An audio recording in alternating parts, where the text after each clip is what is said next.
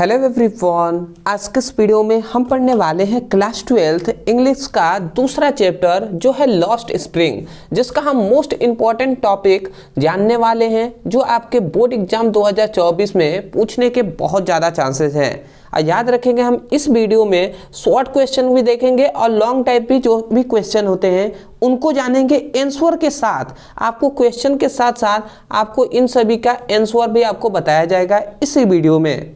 इसलिए मैं यही कहूँगा कि सबसे पहली बात तो वीडियो को लास्ट तक जरूर देखिएगा, ठीक है। और चैनल पे नहीं है तो चैनल को जरूर सब्सक्राइब कर दीजिए। तो चलिए हम स्टार्ट करते हैं। तो सबसे पहला हमारा शॉर्ट क्वेश्चन को हम देख लेते हैं। देखिए शॉर्ट क्वेश्चन जो होता है उसे हम 30 वर्ड में इसको लिखना होता है, 30 शब्द में है, तो इसको आराम से आपको लिखना है। सबसे पहला हमारा क्वेश्चन है, देखिए वेरी इंपॉर्टेंट ही हमने केवल क्वेश्चन को लिया है। लॉन्ग टाइप भी अभी हम कराएंगे, शॉर्ट का भी करा देते हैं उसके बाद लॉन्ग टाइप में, ठीक है। तो यहाँ पे कह रहा है what make the city of Firozabad famous. मतलब कह रहा है कि what make the city of Firozabad famous, मतलब जो फिरोजाबाद सिटी है, शहर है, वो क्या बनाने के लिए फेमस है। कह रहा है ना व्हाट में, क्या बनाने के लिए फेमस है, ठीक है। तो फिरोजाबाद जो शहर है वो क्या चीज बनाने के लिए फेमस है, ये आपसे पूछा जा रहा है। तो आपको पता होगा इस चैप्टर की कहानी, तो आपको पता होगा ना। नहीं पता है तो केवल आप जाकर इस कहानी का यूट्यूब पर बहुत से टीचर आपको बताएंगे। इस कहानी का आप थोड़ा सा सारांश हिंदी में सुन लीजिएगा जिससे आपको कहानी कुछ समझ में आए। तो देखिए यहाँ पे कह रहा है कि Firozabad is famous for glass boiling industry, ठीक है। कह रहा है कि फिरोजाबाद फेमस है किसके लिए, ग्लास बॉयलिंग इंडस्ट्री। वहाँ पे कांच वाली जो भी वस्तुएं हैं उसकी इंडस्ट्रीज है, वहाँ पे कारखाने हैं, उसके लिए फेमस है। Every other family here is engage in making bangles, मतलब वहाँ के अदर जो भी वहाँ के फैमिली हैं वो प्रत्येक फैमिली क्या बनाते हैं, मेकिंग बेंगल, मतलब चूड़ियाँ वहाँ पे बनाते हैं, ठीक है। It was famous for its Bengal, मतलब ये जो चूड़ियाँ हैं इसी के लिए क्या है, फेमस है। जो कौन है, फिरोजाबाद जो शहर है वो फेमस है। तो ये बहुत ही इंपॉर्टेंट टॉपिक है, इसको आप जरूर तैयार रखेंगे। आते हैं दूसरे क्वेश्चन पे। दूसरा हमारा क्वेश्चन है कि why did Saheb join the job at the milk booth. मतलब यहाँ पे कह रहा है कि वाई डिड साहेब, जो साहेब है वो join the job at milk booth, मतलब जो साहेब है वो मिल्क बोथ पर क्यों ज्वाइन हुआ, जॉब करने के लिए, नौकरी करने के लिए, किस लिए वो नौकरी करने के लिए वहाँ पे ज्वाइन हुआ, ये आपसे पूछा जा रहा है। तो यहाँ पे आंसर हमने लिखा हुआ है शॉर्ट में है कि Saheb join the job at milk booth, Saheb ने मिल्क बोथ पर ज्वाइन किया जॉब के लिए, जॉब मतलब नौकरी करने के लिए वहाँ पे ज्वाइन हो गया, ठीक है। बिकॉज क्योंकि he got there money and all his meals, मतलब वहाँ पे उसको पैसे मिलते थे, ठीक है, नौकरी करने के लिए, उसको खाने के लिए भी मिलते थे। जो 3 टाइम खाना होता है ना वो उसको फ्री में मिलते थे वहाँ पे, ठीक है, नौकरी करने के लिए, ठीक है।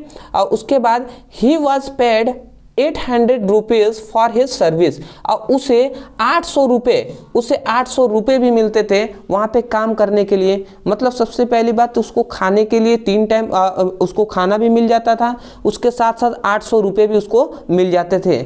इसलिए साहब ने नौकरी करने का मतलब वहाँ पे किया, मिल्क बोथ पर उसने क्या किया, उसने मतलब जॉब लिया था, ठीक है। आते हैं तीसरे क्वेश्चन पे।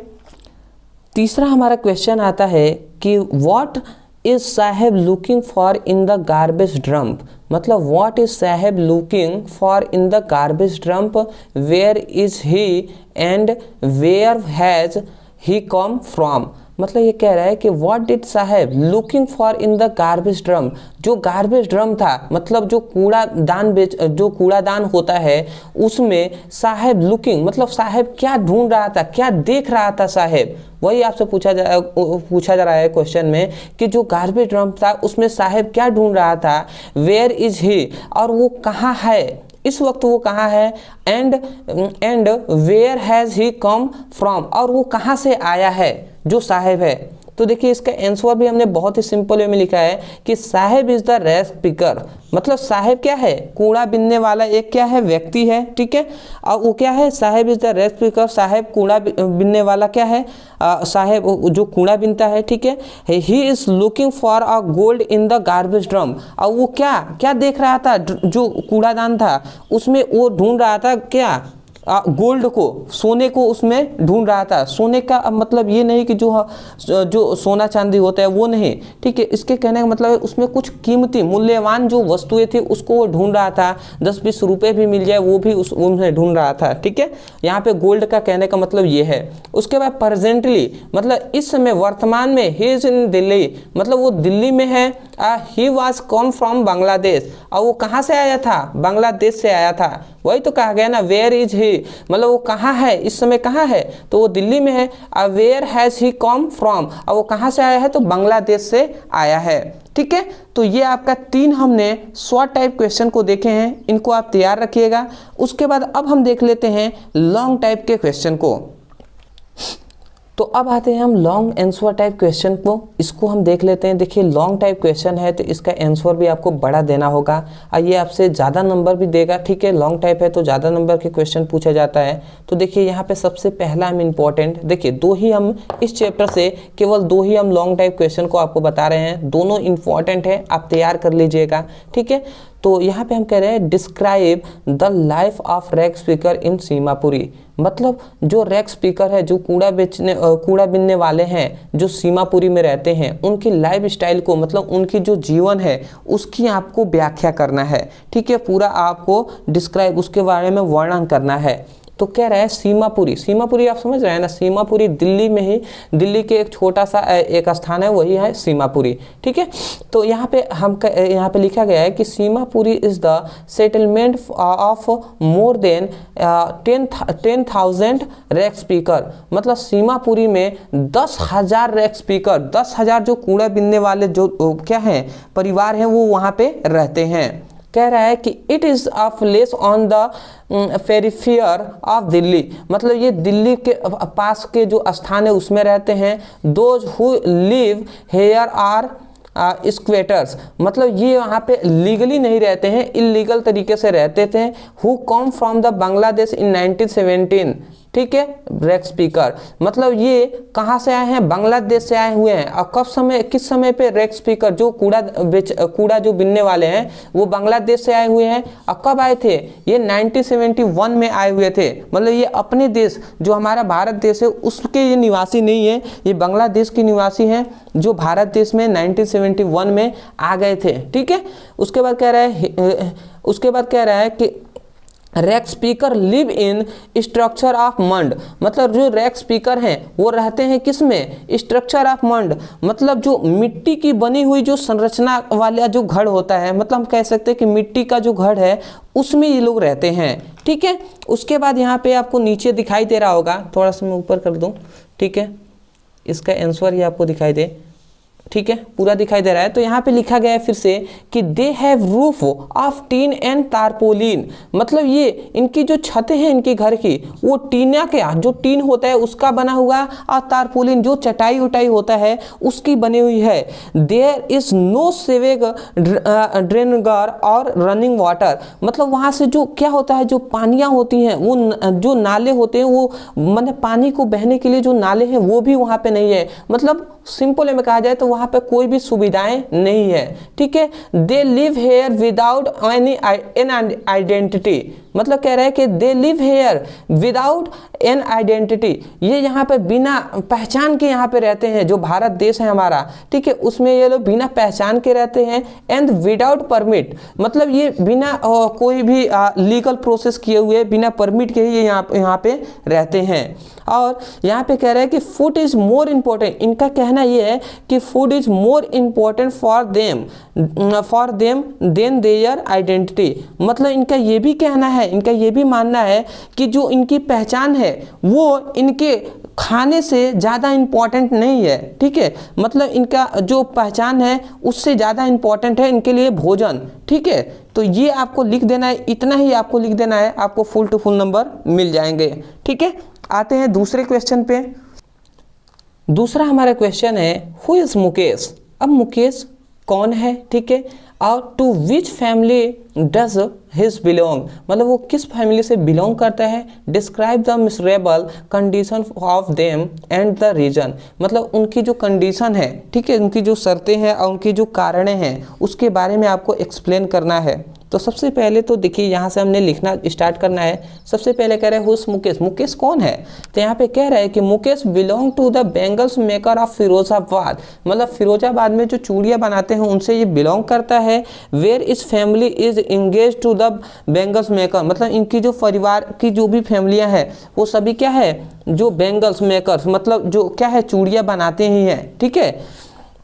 अगला कह रहा है the bangle makers of the land is increasing, मतलब जो चूड़ियाँ बनाने वाले जो लोग हैं उनकी भूमि में बढ़ोतरी हो रही है, इंक्रीजिंग हो रहा है, ठीक है। Land can not provide the job opportunity for all, मतलब जो भूमि है वो सभी को अपॉर्चुनिटी, जॉब के लिए अपॉर्चुनिटी प्रोवाइड नहीं कर पा रहा है, ठीक है। भूमि जो है वो सभी को जॉब कैसे दे पाएगा?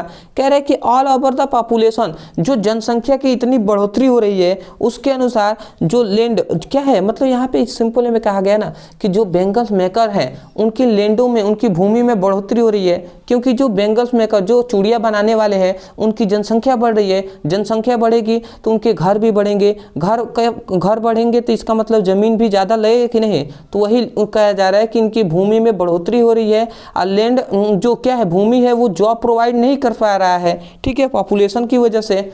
उसके बाद कह रहा है कि the luck of the job opportunity have made the people turn to the city, मतलब यहाँ पे सिंपल में क्या कहा गया, यहाँ पे आपसे कहा जा रहा है, देखिए आपको दिखाई दे रहा होगा, ठीक है। यहाँ पे कहा जा रहा है कि the and lack of the job opportunity for the made for the people turn to the city, मतलब यहाँ पे जॉब की अपॉर्चुनिटी के लिए, जॉब को पाने के लिए ये कहाँ पर आ रहे हैं, टर्न टू द सिटी, जो पीपल हैं, जो लोग हैं वो सिटी की ओर, शहरों की ओर आ रहे हैं, ठीक है। और द सेकेंड रीजन, मतलब दूसरा कारण ये भी है कि the migration of the mechanisations of the farming hands, मतलब यहाँ पे कह रहा है कि जो इस समय में देखिए पहले के जो किसानों खेतों में कार्य आता था तो वो बैलों को लेकर, ठीक है, कुदाल को लेकर वो जाकर कोड़ते थे, ठीक है। परंतु इस समय साइंटिस्ट मतलब इतना आगे बढ़ गया है जिससे क्या आ गया है, ट्रैक्टर आ गए हैं, ठीक है, हर चीज़ की जो क्या है मशीनों से हो जा रहे हैं, तो इसके लिए भी क्या है वो फार्मिंग नहीं कर पा रहे हैं, इसीलिए द लैंडलेस लेबर, जो भूमिहीन है, जो भूमिहीन जो क्या है जो कार्य करता है वो done not work for at the farm, मतलब वो खेतों में कार्य नहीं कर पा रहे हैं क्योंकि उनको जॉब ही नहीं मिलेगा, ठीक है, वो सभी कार्य मशीन कर दे रहा है, ठीक है। They are compelled to the move of the city for working of industries, इसी के कारण वो सिटी में क्या आ रहे हैं, कार्य करने के लिए आ रहे हैं इंडस्ट्रीज में, ठीक है, शहरों में वो आ रहे हैं जो कारखाने हैं उसमें कार्य करने के लिए। तो ये आपको इतना ही इस क्वेश्चन का आपको जवाब दे देना है, ठीक है। तो अदरवाइज मैं आशा करता हूँ आपको समझ में आ गया होगा। तो इस चैप्टर का ये हमने 5 इंपॉर्टेंट केवल क्वेश्चन को देखे हैं, जिसमें से हमने 3 देखे हैं शॉर्ट क्वेश्चन और 2 देखे हैं लॉन्ग टाइप क्वेश्चन। अब मैं आशा करता हूँ कि आपको समझ में आ गया होगा। मैं यही कहूँगा, देखिए ये दूसरा चैप्टर है, चैप्टर कौन सा है, चैप्टर दूसरा है प्रोज का, ठीक है। ऐसे ही आगे भी आपको कराए जाएंगे, इसलिए मैं कह रहा हूँ कि चैनल को जरूर सब्सक्राइब कर दीजिएगा, क्योंकि आगे भी जब भी हम कराएंगे नोटिफिकेशन आपके पास पहुँचेगा, जिससे आपकी क्लास 12th की अच्छे से तैयारी हो जाएगी। तो चलिए दोस्तों, आज के लिए इतना ही। इन सभी का लिंक जो क्या है, इन सभी का PDF नोट्स आपको फ्री में हमारी टेलीग्राम चैनल पे मिल जाएगा। टेलीग्राम पे सर्च कीजिए ब्रदर सर, आपको मिल जाएगा, तो वहाँ से इसका नोट्स ले लीजिएगा। तो चलिए दोस्तों, आज के लिए इतना ही, मिलते एक नए टॉपिक के साथ, तब तक के लिए धन्यवाद।